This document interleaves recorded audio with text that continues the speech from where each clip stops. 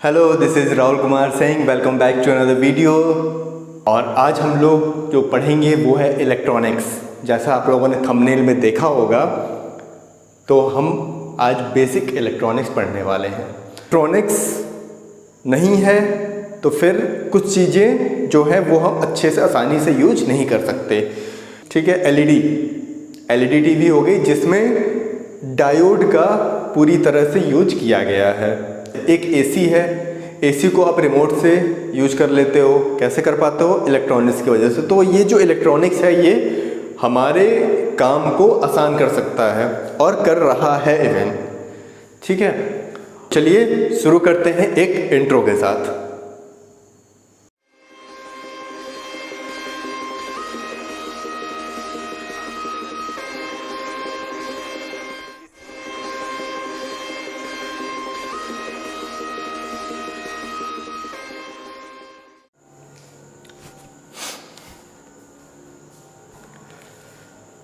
हाँ दोस्तों, तो चलिए स्टार्ट करते हैं हम लोग।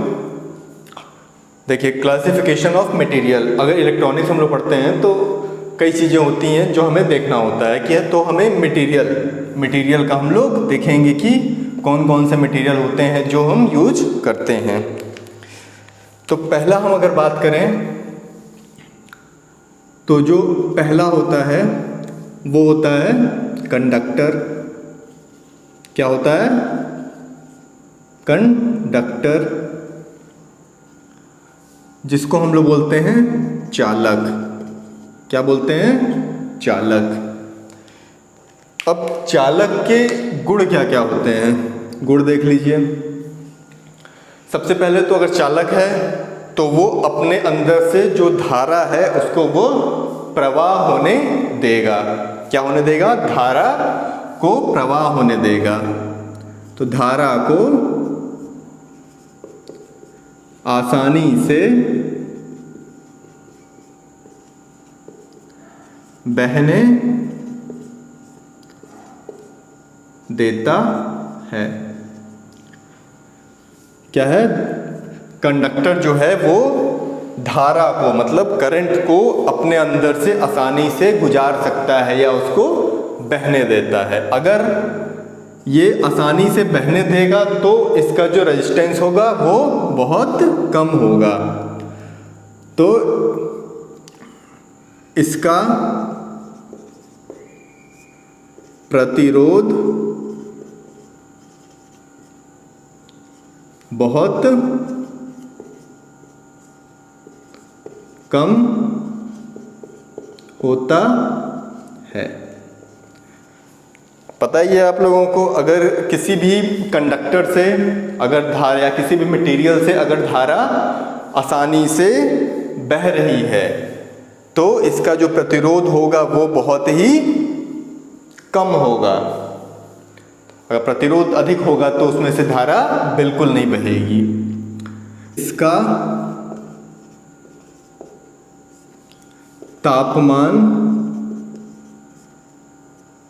गुणांक धनात्मक होता है। क्या होता है? इसका तापमान गुणांक धनात्मक होता है। पॉजिटिव टेम्परेचर कोफिशिएंट होता है। क्या होता है? Positive temperature coefficient.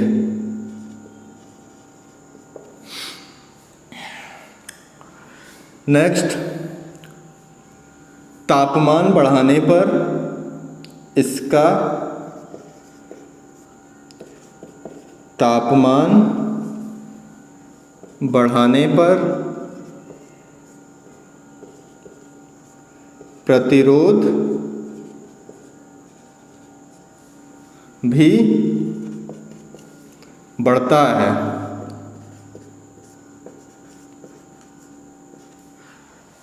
अब देख लीजिए क्या है, कंडक्टर में धारा जो है वो आसानी से बह जाती है। अगर धारा बह रही है तो इसका जो रेजिस्टेंस होगा या इसका प्रतिरोध होगा वो बहुत कम होगा।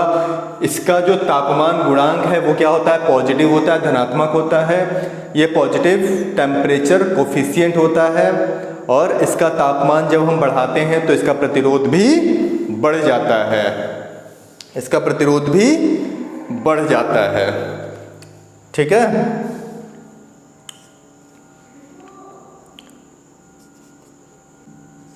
इसमें एनर्जी गैप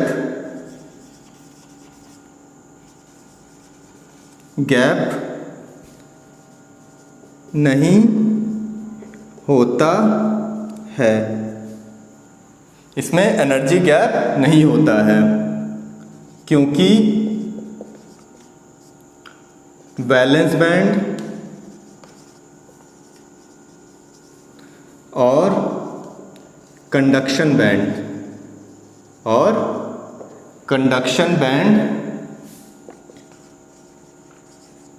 ओवरलैप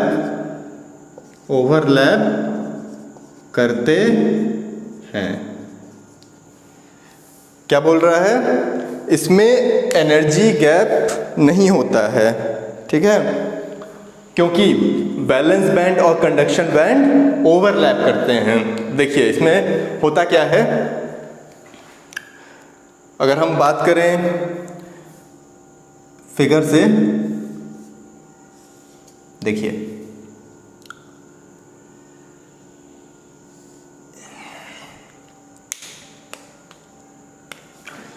ये है वैलेंस बैंड, ये है कंडक्शन बैंड। तो इसका जो पार्ट है वो यहाँ पे आएगा और इसका जो पार्ट है वो यहाँ पे आएगा। तो जो वैलेंस एनर्जी गैप होगा वो इसमें नहीं होता है, बिल्कुल नहीं होता है। तो जिसकी वजह से हमारा इसमें से करंट जो है वो आसानी से फ्लो हो जाता है। मतलब ये आपका ओवरलैप कर गया ना, यहाँ पे ये देखिए ओवरलैप कर गया। कंडक्शन बैंड और वैलेंस बैंड एक दूसरे पे ओवरलैप करता है। ठीक है, अब आइए देखते हैं सेकंड।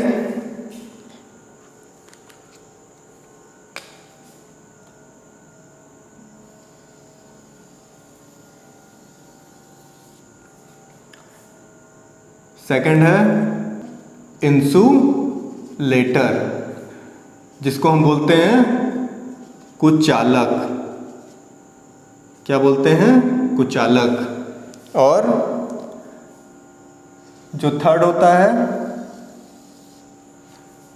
वो होता है सेमीकंडक्टर।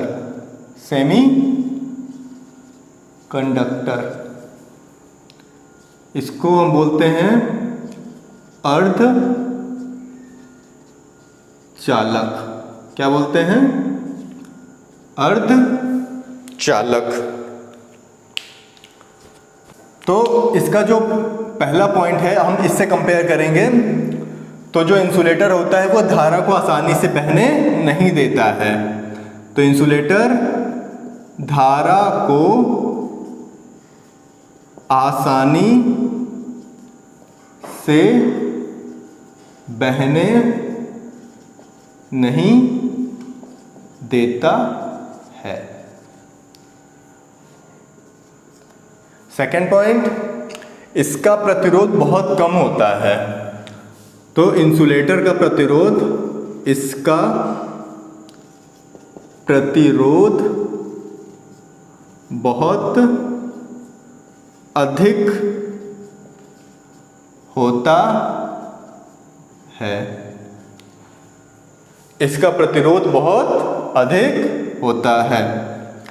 प्रतिरोध अधिक होगा, इसी वजह से उसमें से जो हमारा करंट है या धारा है वो पास नहीं होती है।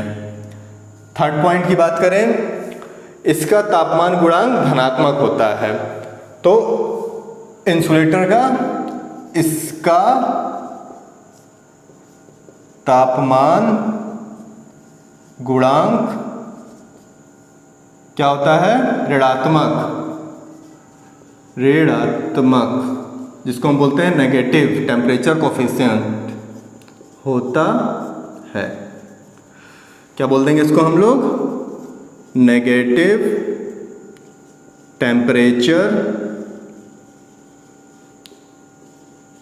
कोफिशिएंट।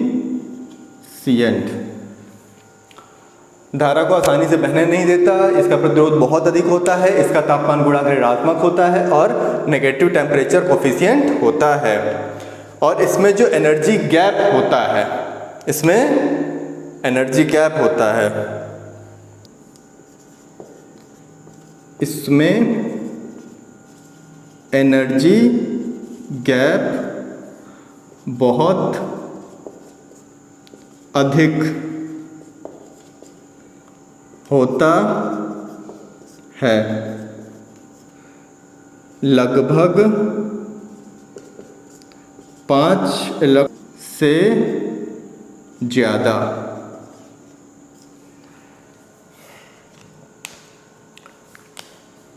देखिए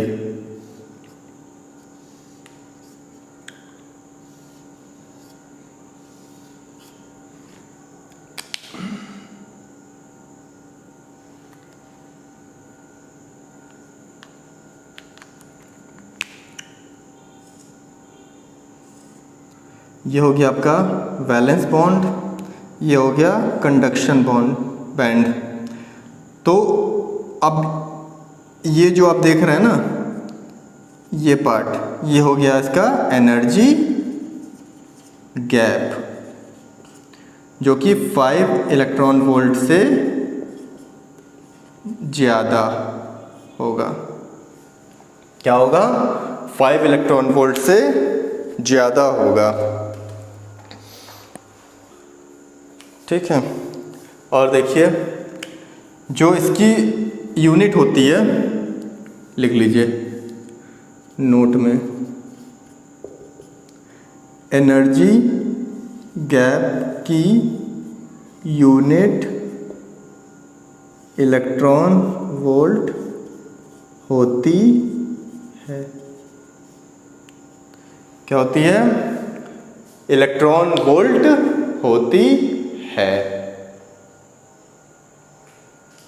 अब चलिए अगला देखते हैं, सेमीकंडक्टर।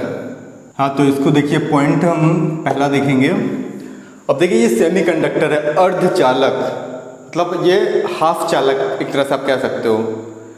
तो इसमें अगर हम बात करें तो देखिए ये क्या करता है कि इसकी जो कंडक्टिविटी होती है ना, वो कंडक्टर और इंसुलेटर के बीच की होगी। क्या कहेंगे दोस्तों? इसकी कंडक्टिविटी चालक,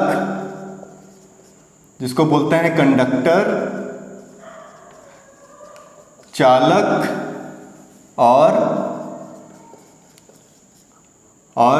इंसुलेटर जिसको बोलते हैं कुचालक के बीच में होगी। ठीक है, इसकी जो कंडक्टिविटी होगी वो चालक और इंसुलेटर के बीच में होगी। चलिए नेक्स्ट देखते हैं। अब एक चीज और है कि ये जो है वो टेम्परेचर कोफिशिएंट इसका नेगेटिव होता है। ठीक है, ऋणात्मक टेम्परेचर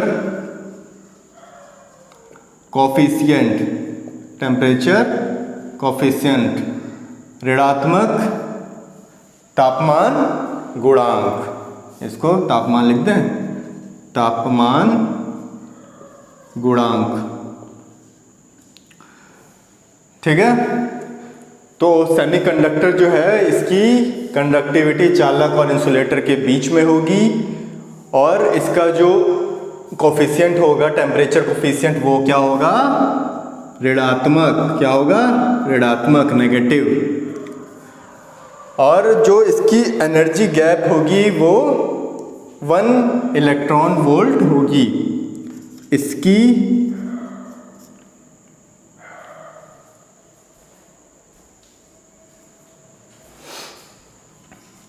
इसकी एनर्जी गैप 1 इलेक्ट्रॉन वोल्ट होगी। क्या होगी? इसकी एनर्जी गैप 1 इलेक्ट्रॉन वोल्ट होगी।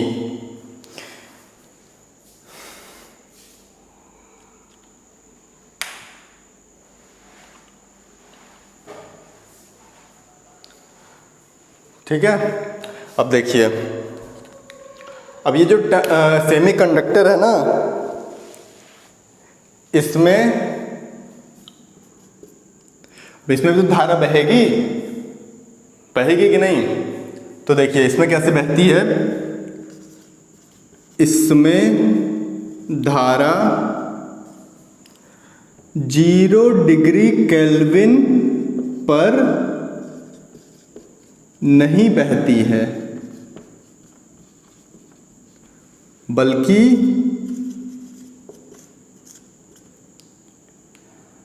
300 डिग्री केल्विन पर धारा बहती है। क्या हो गया?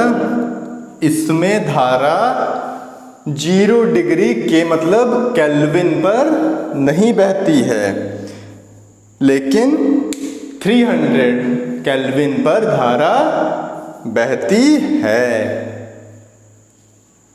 अब देखिए इसका जो ये के का लिख दे रहे हैं यहाँ पे केल्विन, क्या बोलते हैं इसको? केल्विन। अब इसका जो बैंड हमने बनाना है, ये हो गया कंडक्शन बैंड, ये हो गया वैलेंस बैंड, ये हो गया आपका क्या? Energy gap. एनर्जी गैप जो कि होता है 1 इलेक्ट्रॉन वोल्ट। ईवी का मतलब क्या हो गया? Electron volt. Electron volt. ठीक है, अब देखिए इसमें जो एग्जाम्पल है सेमीकंडक्टर में, वो जर्मेनियम Ge और silicon Si। Germanium and silicon. Insulator के एग्जाम्पल में वुड, रबर, माइका, ETC, जो भी करंट को फ्लो होने नहीं देगा। इसका एग्जाम्पल देख लीजिए, यह है कंडक्टर। कंडक्टर मतलब जिसमें से करंट फ्लो होगी। तो आप देखिए इसमें हो गया कॉपर, आयरन, स्टील, ठीक है, एल्युमिनियम, ETC।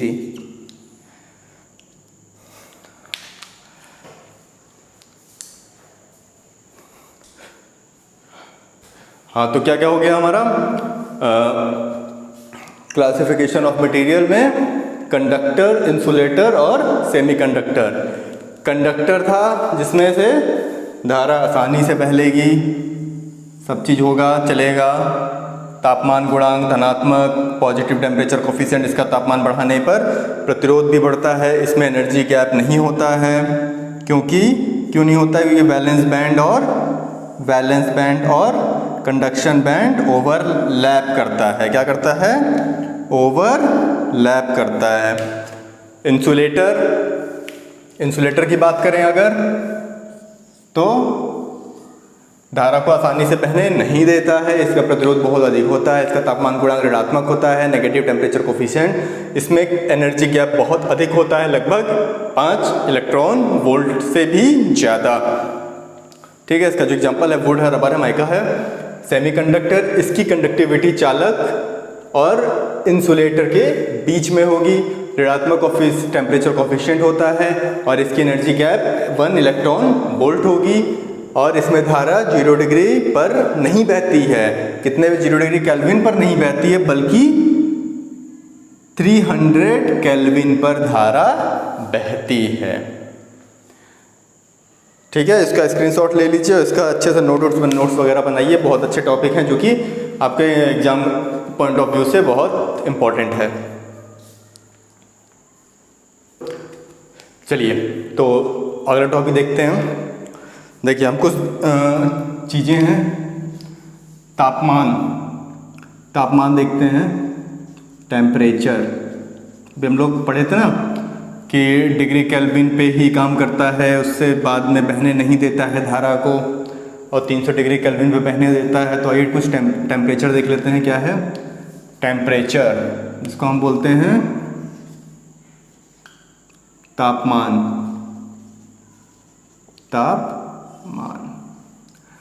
जिसमें पहला होता है एब्सोल्यूट टेम्परेचर,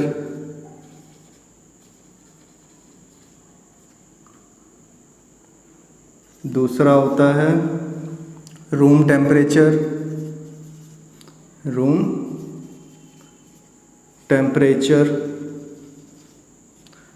और तीसरा होता है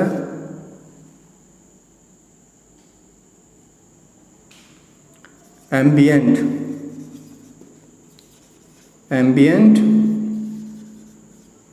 टेम्परेचर।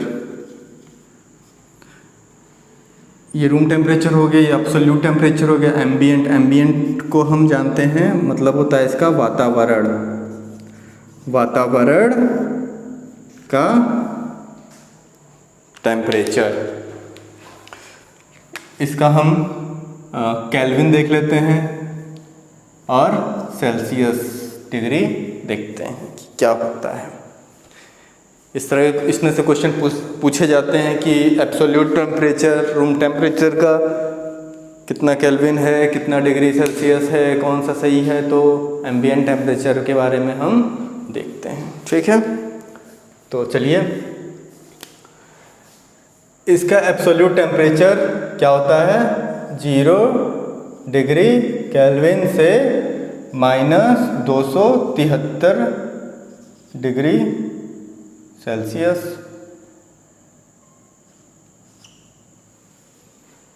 ठीक है, रूम टेम्परेचर क्या है? 300 degree kelvin -273 degree Celsius, 290 degree kelvin और -17 डिग्री सेल्सियस। ठीक है, ये बहुत इम्पोर्टेंट है। These are so important. दोस्तों, ये बहुत इम्पोर्टेंट क्वेश्चन टॉपिक है। इसमें आप देख रहे हैं वेरी वेरी इम्पोर्टेंट। अब देखिए, जो एम्बिएंट टेम्परेचर है ना, इसका जो टेम्परेचर ये कहाँ वैरी करता है? जहाँ पे हमारा टेलीकम्युनिकेशन लाइन में, टेलीकम्युनिकेशन लाइन क्योंकि बाहर है। ठीक, रूम टेम्परेचर पे जितनी भी हमारी इलेक्ट्रॉनिक्स डिवाइसेस हैं,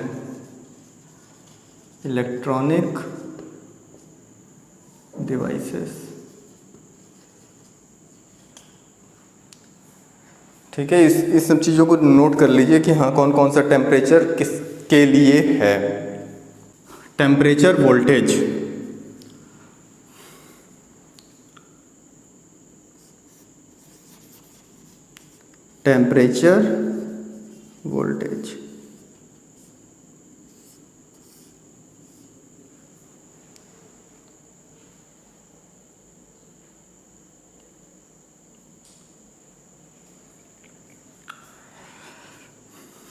यह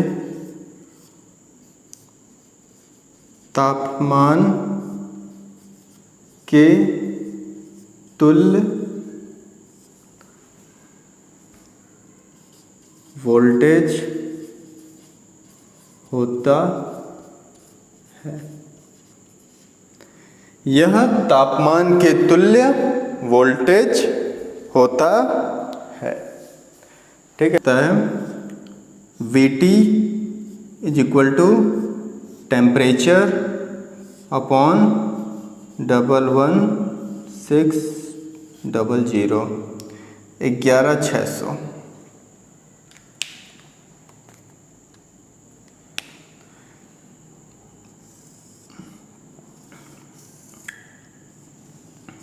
ये आपसे ये डायरेक्ट पूछेगा, ये डायरेक्ट फॉर्मूला पूछेगा। और यहाँ पे एक चीज़ आप लोग देख सकते हैं कि जो T है, ये T क्या है? ये है टेम्परेचर। क्या है? टेम्परेचर।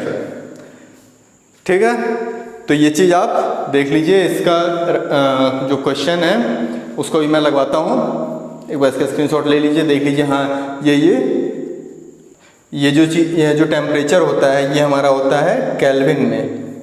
क्या होता है? केल्विन में। अब मान लीजिए आपसे क्वेश्चन एक आ जाए कि कमरे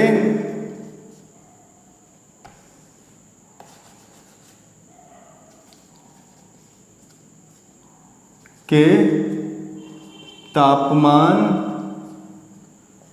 के तुल्य वोल्टेज बताओ। ये आ गया क्वेश्चन। कमरे के तापमान के तुल्य वोल्टेज बताओ। तो देखिए, पहली बात, जो इसका फॉर्मूला है उसमें VT is equal to T/11600। तो जो ये टेम्परेचर है ना, ये वाला, ये हमें कहाँ से मिलेगा? जब हमें ये याद होगा। ये जब याद होगा तो ये केल्विन में, रूम टेम्परेचर केल्विन में हम लेते हैं, तो इसका जो केल्विन होगा वो कितना होगा? 300। तो ये जस्ट हम लिख देंगे VT is equal to, T की वैल्यू कितनी आएगी? 300 अपॉन कितनी? 11600। ठीक है, 0 से 0 कट गया, यह आ जाएगा आपका 0.2586। और ये हो जाएगा आपका 0.26 माइक्रो वोल्ट। ये आपका आंसर आ जाएगा इस तरह से।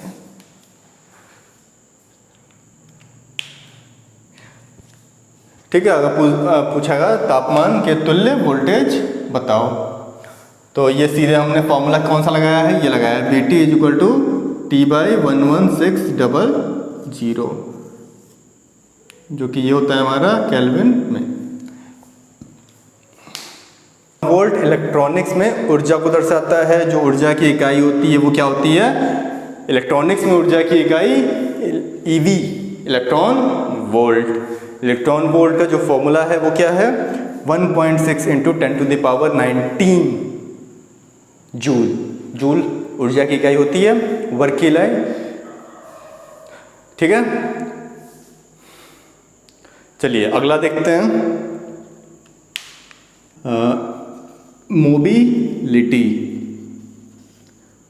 मोबिलिटी को क्या बोलते हैं? गतिशीलता। क्या बोलते हैं? गतिशीलता। मोबिलिटी क्या दर्शाता है? मोबिलिटी ये दर्शाता है कि जो इलेक्ट्रॉन है वो कितनी तेजी से फ्लो हो रहा है। क्या दर्शाता है? वो कितनी तेजी से फ्लो हो रहा है। तो लिखते हैं मोबिलिटी यह दर्शाता है कि इलेक्ट्रॉन की स्पीड क्या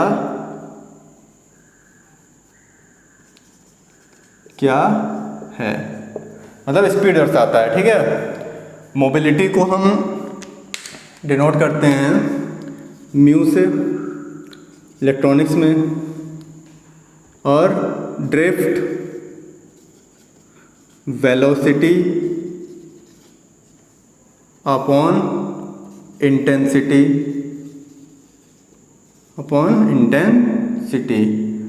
यह है इसका direct formula,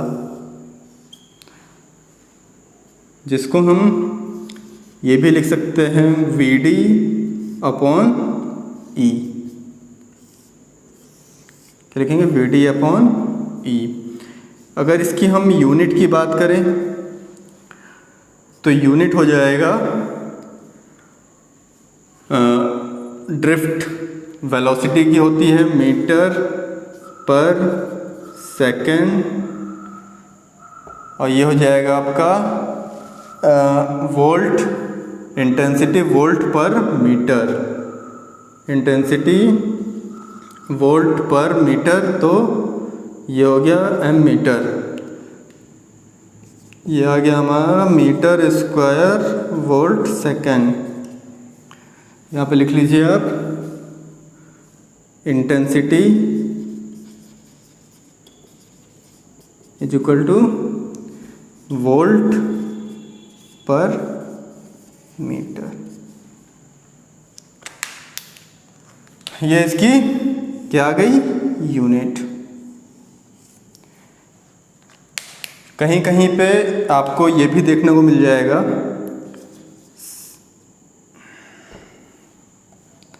centimetre square upon volt पर सेकेंड।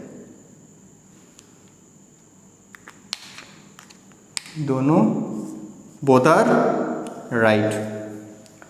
ठीक है, ये हो गया हमारा मोबिलिटी। मोबिलिटी क्या है? यह दर्शाता है कि इलेक्ट्रॉन कितनी की स्पीड क्या है। स्पीड कैसे निकालते हैं? Mu equal to drift velocity upon intensity. Drift velocity का फॉर्मूला है VD अपॉन E। यूनिट हम निकाल लेंगे। कैसे निकाल लेंगे? वेलोसिटी का होता है मीटर पर सेकेंड, इंटेंसिटी का होता है वोल्ट पर मीटर, वोल्ट m ऊपर चला जाएगा तो हो जाएगा m square V minus metre square पर वोल्ट सेकेंड, और हम इसको सेंटीमीटर स्क्वायर पर वोल्ट सेकेंड भी बोल सकते हैं। हाँ, अब देखिए, अब मान लीजिए मोबिलिटी अगर ज़्यादा है, मोबिलिटी ज़्यादा होने पर मतलब अगर ज़्यादा है तो इलेक्ट्रॉन की स्पीड अधिक होगी, तो मोबिलिटी ज़्यादा होने पर कंडक्टिविटी अच्छी होती है। कंडक्टिविटी अच्छी होती है। क्या होगा? मोबिलिटी ज़्यादा होने पर कंडक्टिविटी अच्छी होती है। ठीक है, तो देखिए इसमें जो सेमीकंडक्टर की बात करें तो हमारे पास है जर्मेनियम और सिलिकॉन। ठीक, क्योंकि हमने इस पे ही फोकस करना है।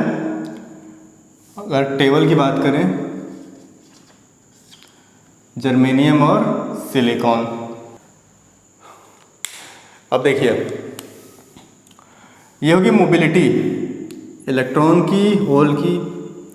अब देखिए जर्मेनियम में इसकी इलेक्ट्रॉन की, होल की, दोनों की अधिक है, सिलिकॉन से है अधिक। तो हम इस पे कह सकते हैं कि जर्मेनियम की मोबिलिटी ज़्यादा है सिलिकॉन की मोबिलिटी से।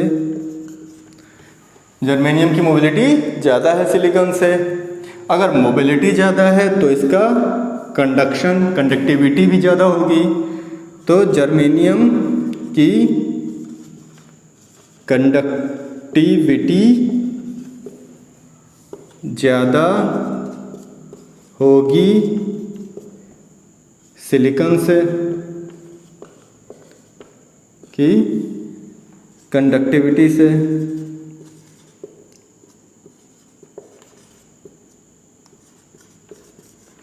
ठीक है। अब देखिए, अब जर्मेनियम में देखिए कि जो होल है वो इलेक्ट्रॉन से कम है, मतलब इलेक्ट्रॉन ज़्यादा है तो जर्मेनियम की जो फ्लो ऑफ करंट है वो ज़्यादा होगा। इलेक्ट्रॉन की मोबिलिटी होल से ज़्यादा होती है। दोनों में इलेक्ट्रॉन की मोबिलिटी होल से ज़्यादा होती है।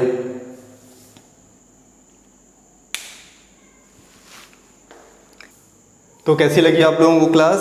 अब अगले क्लास में हम लोग अगला टॉपिक कवर करेंगे जिसमें हम पी टाइप एन टाइप के बारे में पढ़ेंगे। लाइक करिए, शेयर करिए और अपने दोस्तों तक इसको पहुंचाइए। तो अगली क्लास में मिलते हैं। Have a nice day.